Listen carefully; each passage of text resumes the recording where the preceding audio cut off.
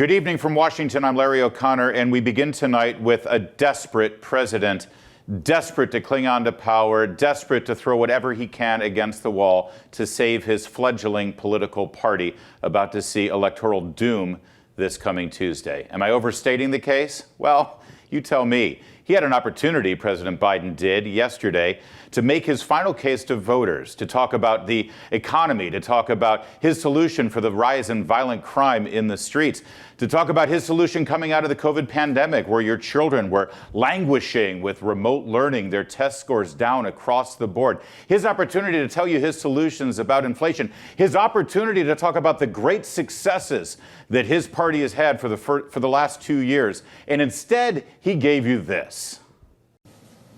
We don't settle our differences in America with a riot, a mob, or a bullet, or a hammer. We settle them peaceably at the ballot box.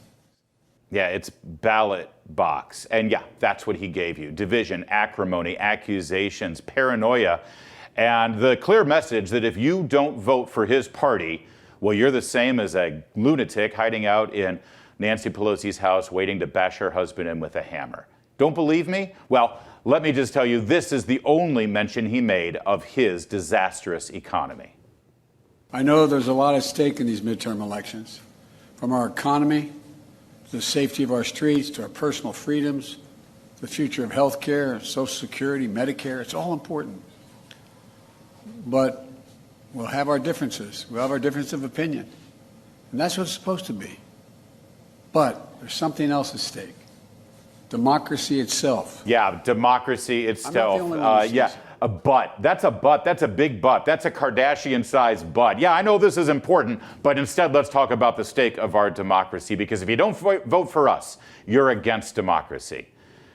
Talk me off the ledge here, Chris Stigall, our morning man in Salem's morning answer in Philadelphia, AM 990. Am I overstating that? I was stunned by this performance.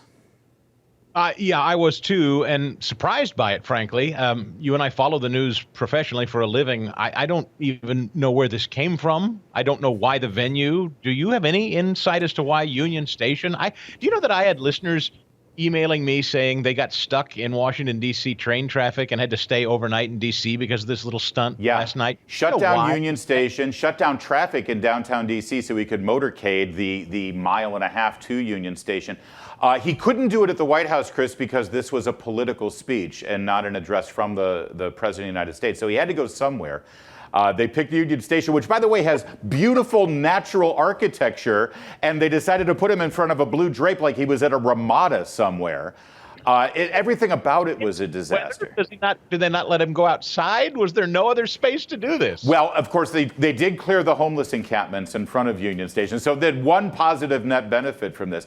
But Chris, listen, I think you put your finger on something earlier today on your Twitter feed, and I want to run through this because a string of headlines in our daily news feed sort of tells the tale about why they can't really talk about the issues. Here, let's take a look at these headlines right now.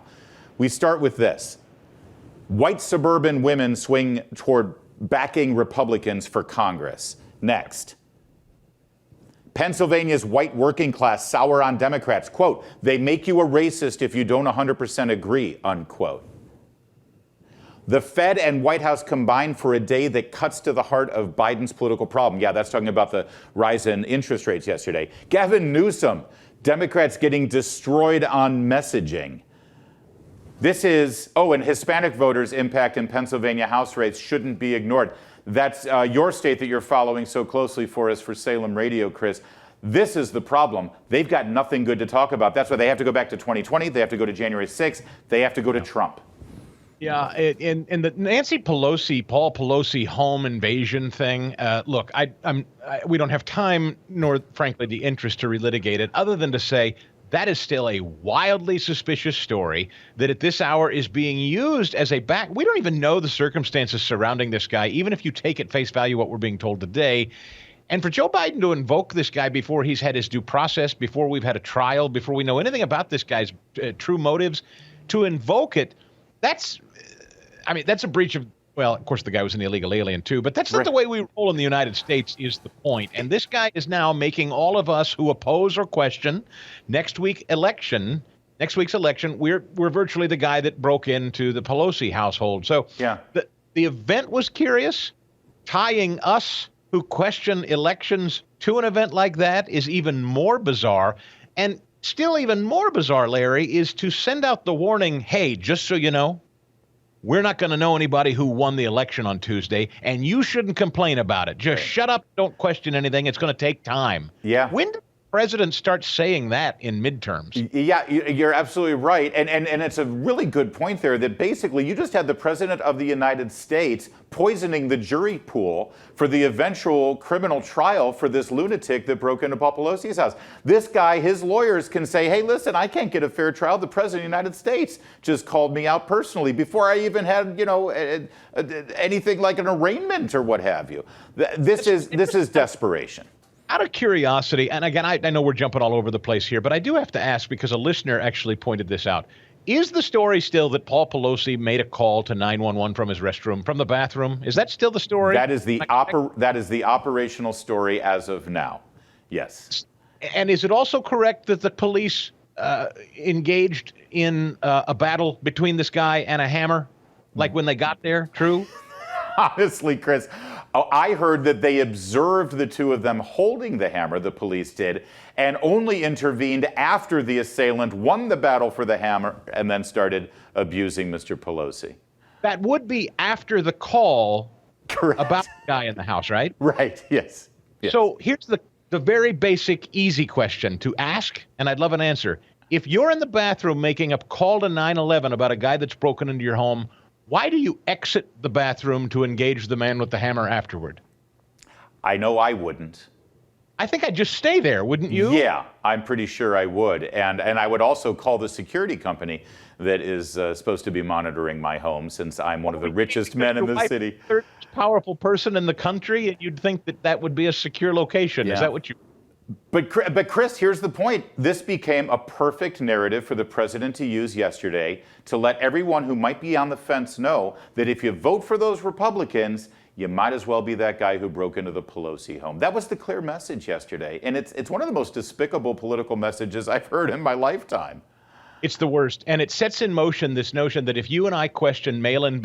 Look, we've gone to a country where now we're counting votes and casting votes for days and weeks, and then we have to wait for days and weeks to count them all. We've turned election day into election season, and we're all supposed to just shut up and be okay with it. Yeah. I'm not okay with it. I'll never be okay with it. Mail-in voting is wrong. It was developed to sow chaos by Democrats. We need an election day. We need paper ballots. We need to count votes on one day and be done with this. And absentee ballots if you need them by request. Hey. That's fine. Hey, we don't need you getting all insurrection-y on us, Chris Stigall. Where's my hand? All right, just exactly. Yeah, there we go. This is exactly the problem. 20 seconds. Oz or Fetterman? It's breaking now. You tell us.